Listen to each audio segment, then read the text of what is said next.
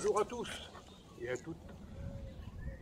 Dans cette nouvelle vidéo, on va continuer sur la réglementation et on va parler des pièges de première catégorie. Donc j'ai mon anti-sèche pour vous éviter de dire des bêtises.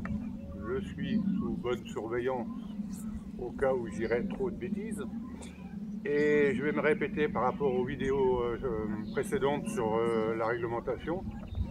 J'enregistre cette vidéo, nous sommes pendant le premier semestre 2022. Donc la législation, la réglementation peut évoluer et va évoluer. Donc je vous encourage à vérifier, et puis je ne suis pas à l'abri de dire quand même des bêtises. Donc je vous encourage quand même à vérifier dans les mois à venir si ce que je vais vous dire aujourd'hui est toujours d'actualité. Également, je vais vous mettre en lien en description, pardon, en description de la vidéo, le lien Légifrance du texte de loi, du décret qui réglemente notre activité. Pensez également, faites-le maintenant, comme ça vous n'oublierez pas, pensez à vous abonner et mettre un petit pouce bleu sur la vidéo si ça vous convient. Également, je le répéterai à la fin, mais si vous avez des questions, n'hésitez pas à les poser en commentaire, je vous répondrai. Donc les pièges de première catégorie. Donc la description, la dénomination officielle, c'est alors les cages, boîtes à fauves et tout autre piège ayant pour objet de capturer l'animal par contention dans un espace clos sans le maintenir directement par une partie de son corps. Ah, ça, c'est ce qui est écrit dans le décret.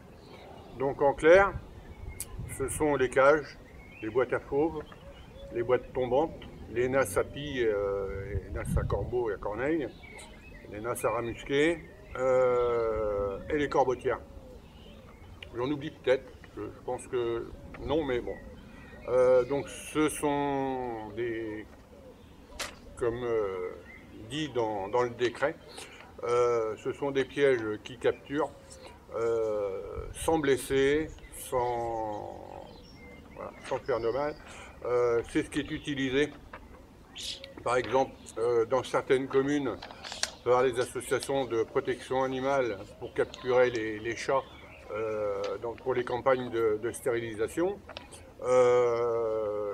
C'est ce qui est quelquefois utilisé en plus grand modèle pour capturer un chien errant. C'était il y a quelques mois, il y a un chien qui s'était échappé dans la région, un chien qui était convoyé par un convoyeur pseudo-officiel. Il s'arrêtait en bord de route pour je ne sais pas quoi faire, le chien s'est sauvé. Bref, ça a duré plusieurs semaines et ils l'ont eu grâce à une cage comme ça, une cage donc piège de première catégorie.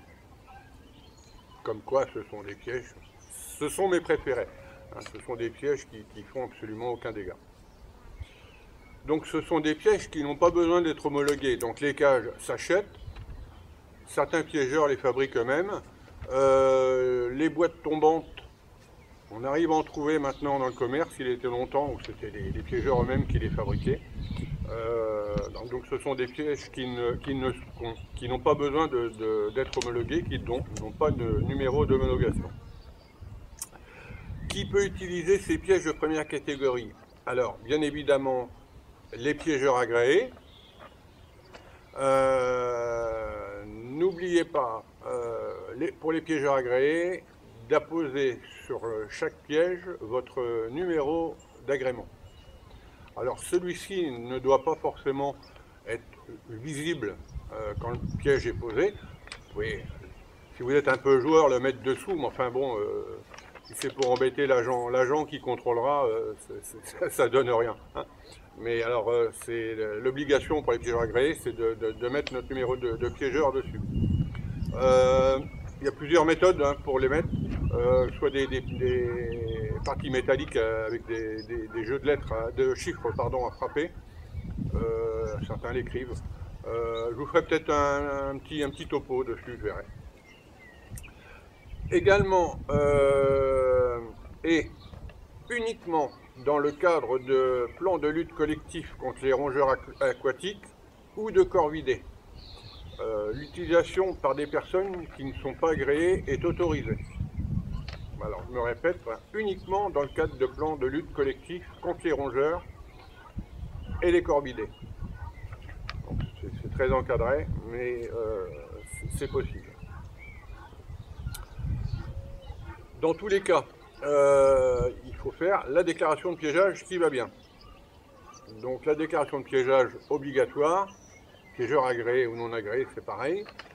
Elle doit être faite en mairie de la commune où a lieu l'opération de piégeage.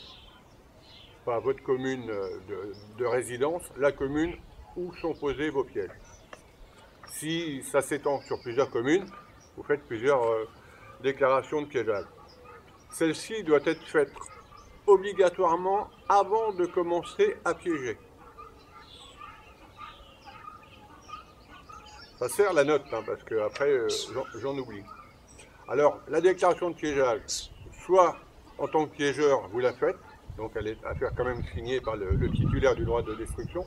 Également, le titulaire du droit de destruction peut aller la faire en mairie. Donc, vous connaissez, elle est à faire en 2 exemplaires. Un pour la mairie qui est mis à l'affichage public. Un exemplaire pour le piégeur. C'est une déclaration de piégeage. Donc le maire est obligé de vous la signer et de mettre le cachet de la mairie. Ce n'est pas une demande d'autorisation de piégeage, c'est une obligation pour le maire de la signer. Si jamais il est un peu vert ou autre, on ne va pas faire de politique, hein, qui ne veut pas, sous-préfecture, préfecture, sous-préfecture, pour commencer, et voilà. C'est une obligation. Où peut-on installer les pièges de première catégorie? Il n'y a aucune restriction, contrairement à d'autres catégories où on a des distances par rapport à la voie publique ou autre. Là, les cages, on peut les mettre n'importe où. Je me permettrai juste de vous donner un conseil. Attention au vol et à la destruction. Une cage, c'est assez gros. Ça se voit quand même un peu. Donc attention. À ce sujet, amis, entre guillemets, amis anti-piégeurs, anti-piégeage, restez bien jusqu'à la fin, j'ai un petit mot pour vous. Pour revenir à nos moutons, donc, vous pouvez les mettre n'importe où, mais faites quand même attention que ce ne soit pas trop visible en fonction d'où vous les posez. Bien évidemment, les espèces que vous souhaitez piéger ne rentreront pas par magie dans les cages. Donc vous devrez mettre des appâts. Donc pommes, carottes pour les ragondins ramusqués, on l'a vu dans une vidéo précédente ou autre. Hein, œufs anisés pour les mustélidés ou autres. Hein, il y en a qui font des préparations.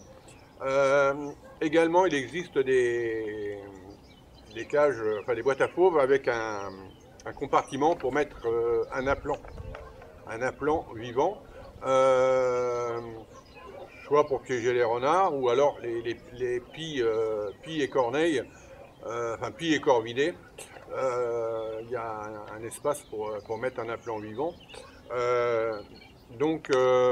S'il y a un appât vivant, surtout pensez bien chaque jour à venir, c'est la logique, hein, ce que je vous dis, mais à venir chaque jour veiller à ce qu'il soit correctement nourri, hein, et qu'il ait de l'eau à disposition.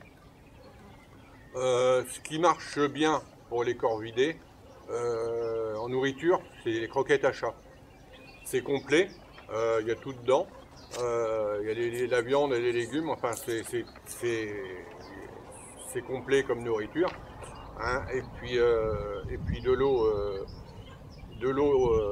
à volonté. Je vous ferai une petite vidéo sur, je ne sais pas comment on pourra l'appeler celle-là, aménager le petit coin bien sympa pour son appelant, avec des petites astuces notamment pour l'eau, parce que c'est pas évident, ils ont tendance un peu à faire des petites crottes n'importe où, et si on met une gamelle d'eau, elle est vite souillée.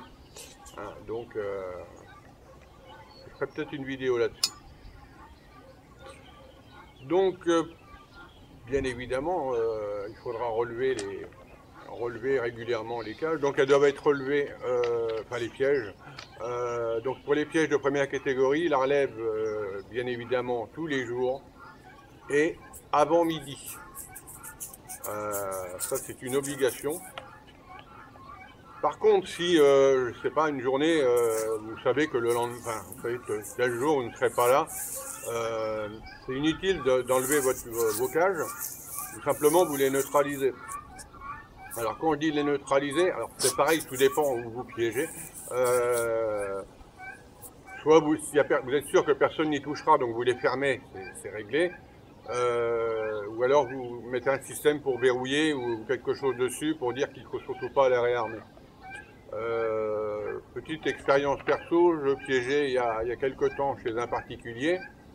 Bon, j'avais mon week-end où j'avais d'autres occupations, donc j'avais fermé toutes mes cages le vendredi matin en faisant ma tournée. Et le dimanche matin, il m'appelle en me disant bah, j'ai rouvert vos cages et j'ai attrapé un ragondin. Il avait rouvert les cages, il pensait que tout s'était refermé et que je pensais bien faire. Bon, donc pensez à ça. Alors les relever tous les jours, sauf si vous disposez d'un dispositif de contrôle à distance permettant de constater l'activation du piège. C'est ce qui est marqué dans le décret, hein, vous l'aurez compris. Et attention, ce dispositif doit obligatoirement permettre d'enregistrer la date et l'heure d'activation du piège. Pour éviter de dire ah ben j'étais pas au courant. Donc vous connaissez, hein, c'est les petits trucs qu'on met sur les boîtes. Je ne vais pas faire trop de pub parce que je sais qu'il y a plusieurs marques. Donc j'en ai une qui me vient en tête. Je ne vais pas dire parce que je ne voudrais pas faire de pub inutilement. D'autant que je ne les connais pas, donc a priori ça marche très bien, mais bon. Pour finir, parce que bon, en fin de compte, vous allez voir qu'on a vite fait le tour, hein, la réglementation pour la première catégorie. Pour finir, bien évidemment, si vous faites une capture accidentelle, animal sauvage ou on attrape assez régulièrement, soit des lapins, vous êtes dans un milieu un peu urbain, les chats. Donc vous devez les relâcher immédiatement. Je ne sais pas si c'est dans tous les départements. Alors chez nous, si par hasard on capture une loutre, on doit très très rapidement la photographier et prendre le maximum d'infos dessus, et la relâcher immédiatement et aviser la fédération des chasseurs ou la Fredon qu'on avait capturé accidentellement une loutre, on l'a relâchée et bon, on a pu faire 2-3 photos de transmettre parce que la loutre étant de retour mais extrêmement discrète, voilà, ça permet de faire remonter les infos. Voilà, on a fait le tour des pièges de première catégorie. Bon, ça va. Concernant, je vais faire un petit, parce que je me rends compte que j'ai oublié quelque chose, concernant les appâts, notamment dans les corbotières, il est interdit de mettre des appâts carnés. Alors, les appâts carnés, c'est une carcasse de ce qu'on veut. C'est vrai que ça attire les corbeaux, mais c'est au niveau sanitaire, c'est pas top, quoi. Hein, donc je me rends compte que j'avais oublié de le préciser. Donc les appâts carnés sont interdits dans les corbotières, dans les pièges à corbeaux, hein, dans les corbotières. Voilà pour ce qui est de la réglementation sur les pièges de catégorie 1. Je vous ai promis un petit message pour les anti-piégeages et anti-piégeurs, pour pas dire les anti-tout, qui se vantent régulièrement, on voit régulièrement des petites vidéos sur TikTok ou autres réseaux sociaux. Je vais en citer d'autres. TikTok et Facebook ou Instagram, voilà, je fais le tour, comme ça il n'y aura pas de jaloux. Une petite vidéo, voilà. Je suis un héros, j'ai libéré un renard qui était attrapé, pas forcément dans un piège de première catégorie, mais où j'ai libéré une corneille qui était en appelant ou autre. Donc ça, vous vous prenez pour des héros les anti-piégeages, mais il faut savoir quand vous faites ce genre de choses, déjà vous êtes sur un terrain. Le terrain ne vous appartient pas. Et la personne qui piège a le droit de piéger là, en application de la réglementation, avec l'accord du propriétaire. Donc, et vous, on ne vous a pas forcément autorisé à venir jusque-là. Vous vous rendez coupable de violation de propriété privée. Number one. Ensuite, bien souvent, ça ne vous suffit pas de libérer l'animal. Vous cassez le piège. Dégradation de biens. Number two. Et enfin, relâcher un animal inscrit sur la liste des espèces susceptibles d'occasionner des dégâts, qu'on appelait avant les nuisibles, rien que le fait de le relâcher, juste ouvrir la porte, sans rien casser si vous êtes sympa, vous commettez un délit. Number 3. Donc vous voyez, vous prenez pour des héros. Alors, il y a des dépôts de plainte. Moi, perso, c'est des dépôts de plainte systématiques. Il y a souvent des caméras, visibles ou pas visibles. Moi, j'en mets souvent une visible qui ne marche pas, et celle qui marche, on ne la voit pas. Donc, j'ai souvent la tronche des gens, et il y a un dépôt de plainte systématique. Donc, voilà. Donc, et je vais jusqu'au bout. Et j'ai beaucoup de collègues qui font pareil. Donc, on a le droit d'être d'accord ou pas d'accord. Mais voilà, on ne touche pas. Voilà, ça c'était le petit message. Vous avez vu, je suis devenu sympathique tout d'un coup. Pour les anti. Vous avez le droit d'avoir vos opinions, hein, moi j'ai les miennes, on a le droit d'avoir vos opinions. Hein, voilà. Ça c'était le petit message avec mon air sympathique pour les anti-piégeurs et anti-piégeage. Voilà, les amis, la vidéo sur la réglementation des pièges de première catégorie est terminée. Pensez, je vous l'ai dit au début, mais si vous ne l'avez pas encore fait, pensez à vous abonner. Le petit pouce bleu, à vous abonner à la chaîne, mettre un petit pouce bleu, alors j'aime mieux celui-là que celui-là, mais bon, vous faites comme vous voulez. Un petit pouce à la vidéo, ça permet, quand quelqu'un tape piégeage, machin, de la faire apparaître dans les premiers, parce qu'il y a pas mal de vidéos sur le piégeage sur YouTube, il y en a des très bien, hein. Et puis il y en a où c'est un peu n'importe quoi, et il y en a, on se demande si c'est pas des antiques qui les ont faites. Voilà. Donc pensez à tout ça, et puis je vous donne rendez-vous à la prochaine vidéo, qui vous l'aurez deviné, sera la réglementation pour les pièges de catégorie 2. Alors après il nous restera 3 et 4, j'espère qu'on ira rapidement, parce que c'est pas trop ce que je préfère. Voilà, à très bientôt.